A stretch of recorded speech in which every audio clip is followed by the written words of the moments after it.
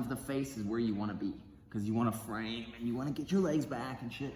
But this is a position where like this dude's good at smashing you down and holding you down, and you can't get your, look, my arm's stuck up here. So this is the perfect time to be like, all right, I'm going to, if you see my feet, come over here and look at my feet. Because I can't just do this flat. Because if I'm flat, I'm struggling to get it. So as I'm here, I'm gonna go up. See how I'm creating this angle? Yeah. And I'm pushing his head down as I catch my leg.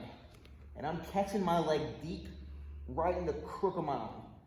Like right there. If I catch it, if I can't catch it, grab it, switch, and just work yourself to it. But if you're not at an angle and you're flat, it's gonna be so hard to finish, it's gonna be so hard to get. You have to use your feet and push yourself away to get this. And then this hand turns into a frame. I'm gonna push myself off. And I'm just gonna, I'm gonna choke the shit out of him.